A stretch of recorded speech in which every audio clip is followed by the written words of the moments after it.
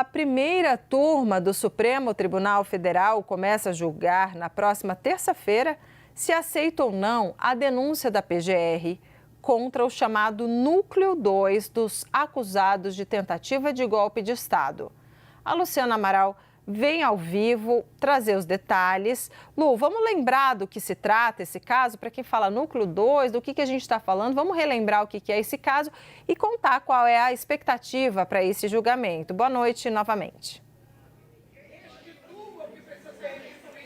Olá, muito boa noite a você, a todos que nos acompanham aqui na CNN neste sábado.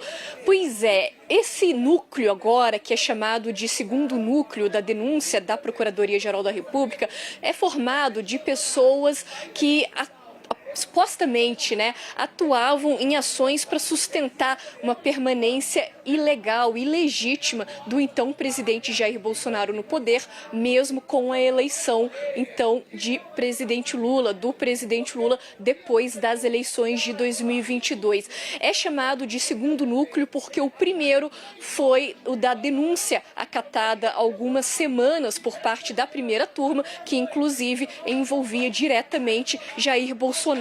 Então, esse julgamento para ver se a primeira turma aceita ou não a denúncia da PGR, esse julgamento começa na terça-feira, pode se estender até o dia seguinte. Vai seguir um rito bem parecido até com o que a gente já vem acompanhando. Por exemplo, o relator Alexandre de Moraes vai ler o parecer dele, vai ter a sustentação oral por parte do Procurador-Geral da República, Paulo Gonet. Também essa sessão vai ser presidida pelo comandante ali, pelo presidente da primeira turma, o ministro Cristiano Zanin. Claro, vai ter também um espaço para a defesa dos denunciados apresentarem seus argumentos, cerca de 15 minutos para cada um, e aí, se tiver maioria ou unanimidade para acatar a denúncia, os denunciados vão se tornar réu e vão então responder a exatamente um processo judicial na primeira turma do STF. Ao fim do processo como um todo, os réus podem ser absolvidos ou condenados, e aí sim cabe a cada ministro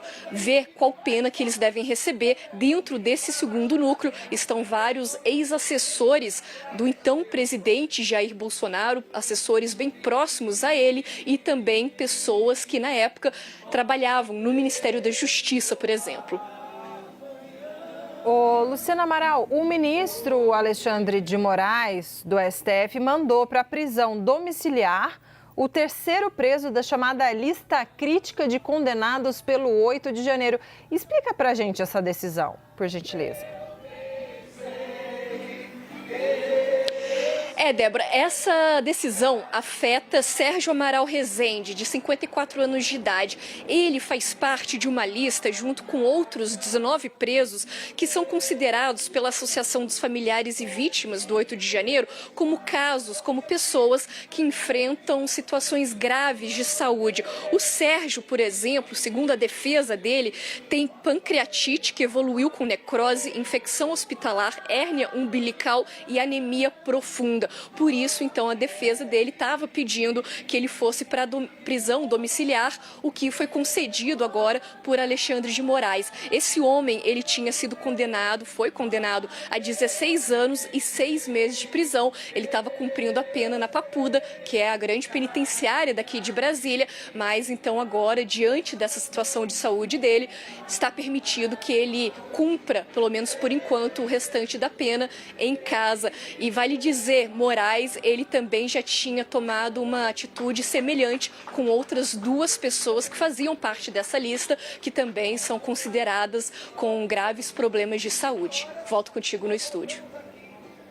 Muito obrigada, aniversariante do dia, Luciana Amaral. Nunca é demais dizer parabéns pelo seu aniversário. Obrigada, Luciana Amaral.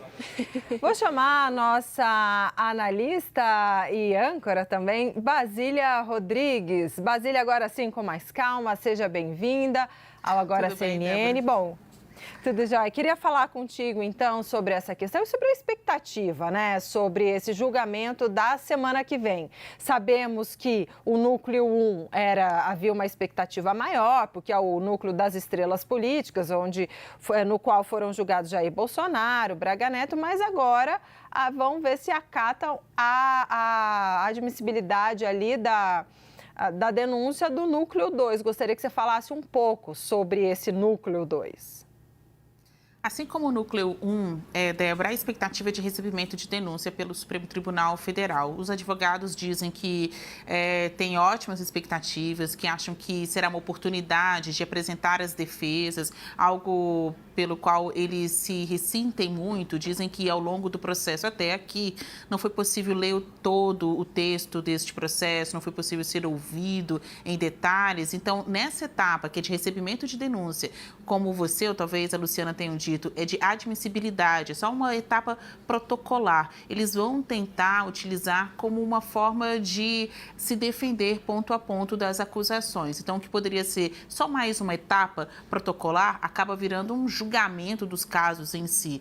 Isso para fins práticos, porque você vai revisitar todas as acusações e ouvir por parte da defesa as alegações trecho por trecho, parte por parte, né? Ali, entre os julgados que são investigados, hoje denunciados e podem virar réus, estão ex-servidores do Palácio do Planalto que assessoravam diretamente o ex-presidente Jair Bolsonaro, ex-servidores também do Ministério da Justiça, entre eles o de maior destaque, o ex-diretor da PRF, Silvinei Vasquez. Um ingrediente, um componente diferente nesse julgamento da segunda etapa é que Felipe Martins, que foi chefe da assessoria internacional da Presidência da República na gestão de Bolsonaro, conseguiu autorização de acompanhar presencialmente este julgamento. Então, isso pode dar um tempero a mais, né? Diferente de saber quem são as pessoas somente pelo que está escrito no papel ou pelo que foi visto em tantas reportagens feitas nesses últimos anos. É diferente ter a pessoa que sobre a qual há expectativa de virar réu em um processo no Supremo Tribunal Federal, a presença dela diretamente dentro do plenário, frente a frente com os magistrados.